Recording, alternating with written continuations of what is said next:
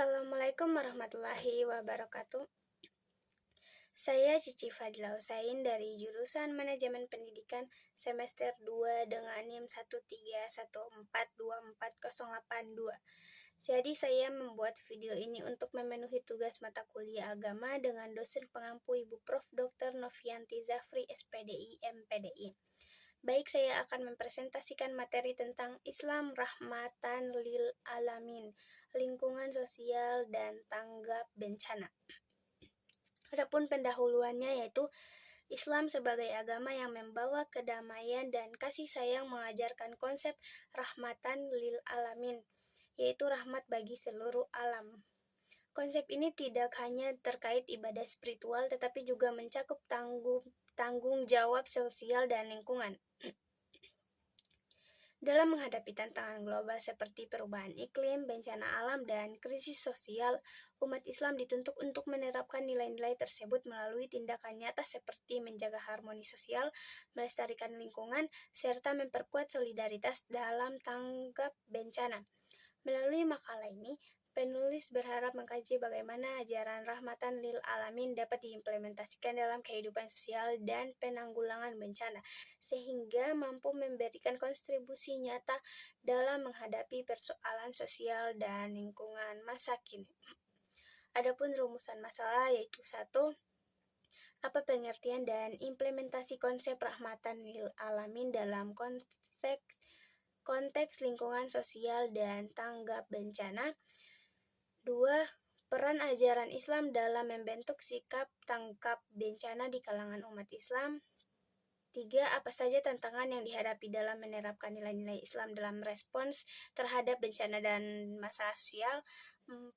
Bagaimana strategi yang dapat diambil untuk meningkatkan kesadaran dan keterlibatan umat Islam dalam isu-isu lingkungan dan kebencanaan. Langsung saja ke pembahasan, yaitu A.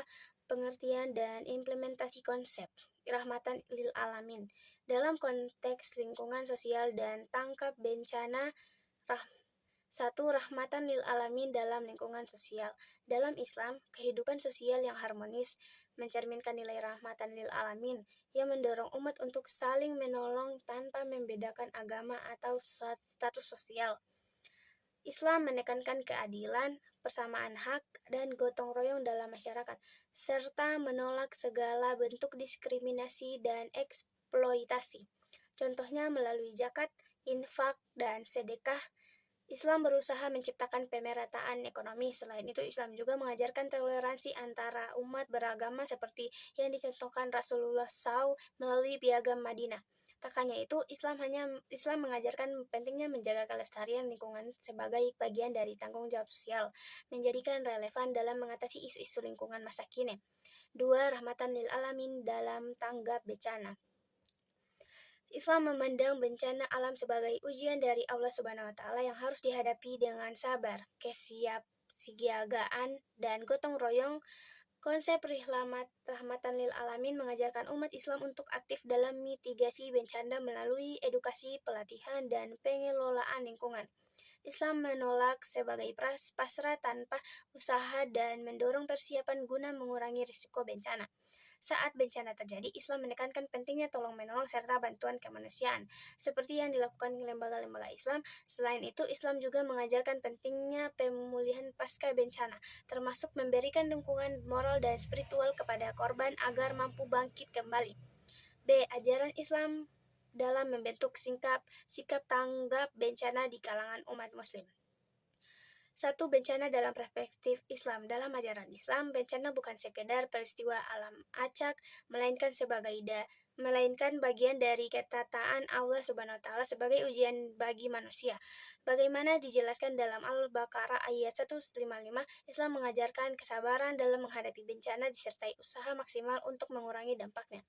Selain itu, manusia sebagai khalifah di bumi bertanggung jawab menjaga keseimbangan alam. Banyak bencana terjadi akibat ulah manusia sendiri, seperti kerusakan lingkungan dan perubahan iklim. Melalui surat Ar-Rum ayat 41, Allah SWT memperingatkan agar manusia tidak merusak alam dan selalu menjaga kelestarian sebagai bagian dari tanggung jawab moral dan keagamaan.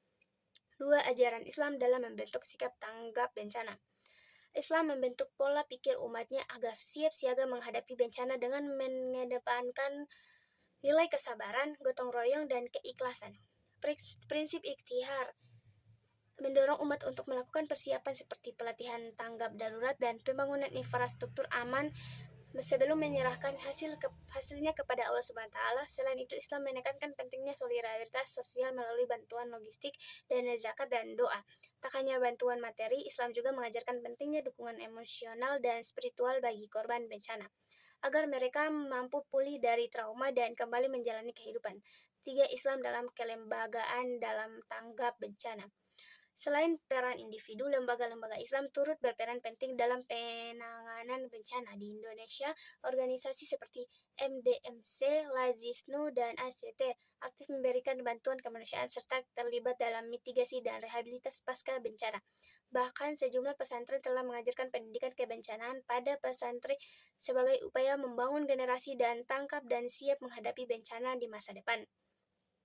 C. Tantangan yang dihadapi dalam menerapkan nilai-nilai Islam dalam respon terhadap bencana dan masalah sosial. 1. Kurangnya pemahaman dan pendidikan tentang nilai-nilai Islam. Salah satu tantangan utama adalah minimnya pemahaman tentang nilai-nilai Islam dalam menghadapi bencana dan masalah sosial. Tanpa edukasi yang memadai, individu dan komunitas kesulitan menerapkan prinsip Islam secara efektif saat krisis terjadi. 2. Keterbatasan sumber daya dan infrastruktur. Banyak komunitas muslim di negara berkembang menghadapi keterbatasan sumber daya dan teknologi dan tenaga terlatih, sehingga menghambat respon terhadap bencana dan masalah sosial sesuai ajaran Islam yang menekankan tolong-menolong dalam solidaritas. 2. Perbedaan interpretasi nilai-nilai Islam dapat memicu beragam pendekatan dalam memenangani bencana dan masalah sosial sehingga menghambat koordinasi dan kerjasama dalam bantuan serta pemulihan. 4. Pengaruh budaya lokal dan tradisi. Budaya lokal dapat mempengaruhi penerapan nilai-nilai Islam dalam respon bencana dan terkadang tradisi setempat bertentangan dengan ajaran Islam sehingga menimbulkan konflik atau kebingungan dalam pelaksanaannya. 5. Kurangnya kepemimpinan dan koordinasi. Kepemimpinan yang lemah dan koordinasi yang buruk dapat menghambat penerapan nilai-nilai Islam dalam respon bencana. Karena tanpa struktur dan mekanisme yang jelas, upaya bantuan dan pemulihan menjadi tidak efektif. 6. Tantangan ekonomi dan politik. Faktor-faktor ekonomi dan politik seperti krisis ekonomi dan ketidakstabilan pemerintah dapat menghambat penerapan nilai-nilai Islam dalam penanganan bencana dan masalah sosial. 7. Stigma dan diskriminasi. Stigma dan diskriminasi terhadap komunitas muslim dapat menghambat penerapan nilai-nilai Islam dalam respon bencana, karena stereotip negatif mengurangi efektivitas bantuan dan kerjaan sama antara komunitas. 8. Kurangnya pelatihan dan kapasitas. Kurangnya pelatihan dan kapasitas dalam manajemen bencana membuat banyak komunitas muslim kesulitan menerapkan nilai-nilai Islam secara efektif dan menghadapi bencana atau masalah sosial. D. Strategi yang dapat diambil untuk meningkatkan kesadaran dan keterlibatan umat Islam dalam isu lingkungan dan kebencanaan. 1. Pendidikan dan literasi lingkungan berbasis nilai Islam. 2. Penerapan aktif lembaga dan organisasi Islam.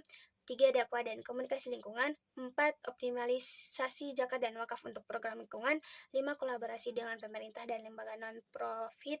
6. Pemanfaatan media sosial untuk edukasi lingkungan. 7. Pengembangan ekonomi berbasis lingkungan. 8. Pelatihan dan pemberdayaan masyarakat. 9. Integrasi nilai-nilai lingkungan dalam kegiatan keagamaan. 10. Penelitian dan pengembangan. Adapun kesimpulan yaitu konsep Islam sebagai rahmatan lil alamin relevan dalam tangkap bencana dan kehidupan sosial dengan mendorong harmoni, kepedulian, dan tanggung jawab menjaga alam.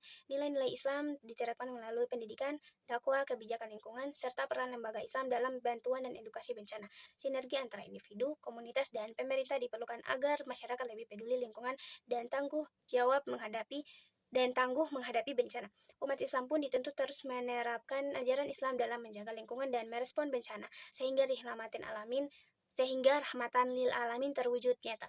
Sekian dari saya, mohon maaf jika ada salah kata. Wabillahi taufiq wal hidayah. Wassalamualaikum warahmatullahi wabarakatuh.